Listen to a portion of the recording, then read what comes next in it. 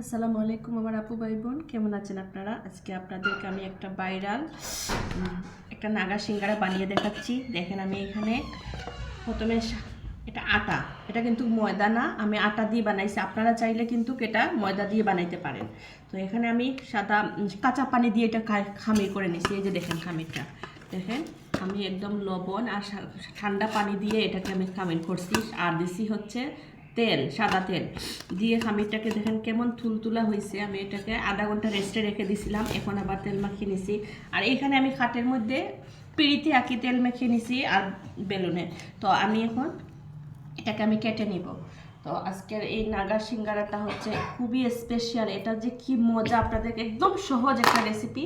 এখানে দেখেন আমি আলুটাকে সিদ্ধ করে জাস্ট লবণ আর হচ্ছে এই যে দেখেন নাগামরিচ দেখতেছেন, কুচি কুচি করে যত পারছি ততটুকু একটা নাগা এখানে আমি দিয়ে দিছি। দেখেন কেমন নাগামরিচ।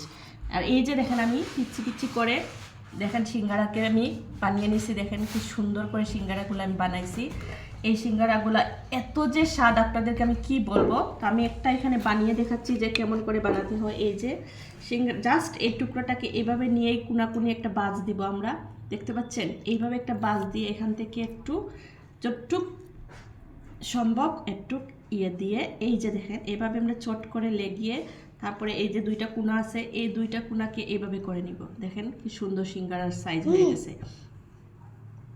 এখন আমি এইভাবে করে রেখে দিব। তখন আমি নর্মাল ডিপ ফ্রিজে সবগুলাকে আমি এইভাবে নর্মাল একদম এই ডালাটা মেলে রাখবো। ঠান্ডা হয়ে গেলে আমি এগুলাকে বক্সে কন্টেনারে 1 মাসের জন্য রেখে দিব। পুরো রমজান মাস যাতে আমার ছেলে মেয়ে খেতে পারে, এই জন্য আমি এইভাবে বানিয়েছি। দেখেন কি সুন্দর হয়েছে। আমি আবারও আপনাদের সুবিধার্থে আবারও দেখাচ্ছি কীরকম করে এটা করতে হয়। এই যে দেখেন,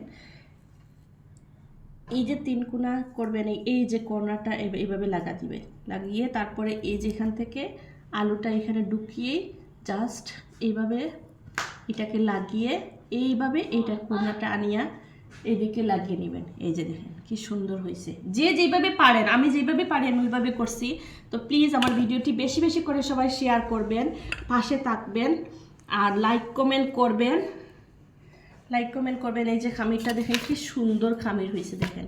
তো প্লিজ আপনারা একবার এইভাবে এই নাগা সিঙ্গারাটা বানাবেন, দেখবেন আপনাদের কাছেও দুর্দান্ত লাগবে, ভালো লাগবে। তো প্লিজ আমার ভিডিওটি শেয়ার করে পাশে থাকবেন। তো দেখতে থাকেন আমি আবারও কিভাবে রুটিটা বেলছি আপনাদেরকে আমি আবার লাস্ট টাইমে দেখাই দিচ্ছি। এই যে রুটিটা খামিরে এইটুক নিলাম, এইটুকে দুইটা হয়ে যাবে। এই যে আমি এইভাবে বেলুন দিয়ে সুন্দর করে রুটিটাকে বেলে নিব, দেখতে পাচ্ছেন? এই যে এভাবে আপনারা যে যেরকম মানে বড় করতে চাইলে বড় খামির নেবেন, ছোট করতে চাইলে ছোট খামির নেবেন। আমি ছোট করে নাগা সিঙ্গারাটা বানাচ্ছি যাতে খুবই মজা হয়, ক্রিস্পি হয়। এটা সবাই ঈদের জন্য রাখতে পারেন, রমজানেও খেতে পারেন, যার যেটা ভালো লাগে। তো আমার তো এইভাবেই ভালো লাগে। তো আমি আমার ছেলে মেয়ের ভীষণ পছন্দ, সন্ধ্যায় নাস্তায় খাইতে চায় ওরা। তো এটা আমি ওদের জন্য বানালাম, রমজানেও কাজে লাগবে। এই যে আমি কেটে ফেললাম। এবার আমি আবারও এইভাবে ধরলাম। এই যে ধরে আমি জাস্ট এখান থেকে অল্প একটু মশলা ঢুকিয়ে এই যে এভাবে করে সিঙ্গারাটা বানিয়ে নিলাম, এভাবে রেখে দিলাম। তো সবাই ভালো থাকবেন, প্লিজ ভিডিওটি বেশি বেশি করে শেয়ার করে দিবেন, পাশে থাকবেন। আসসালামু আলাইকুম।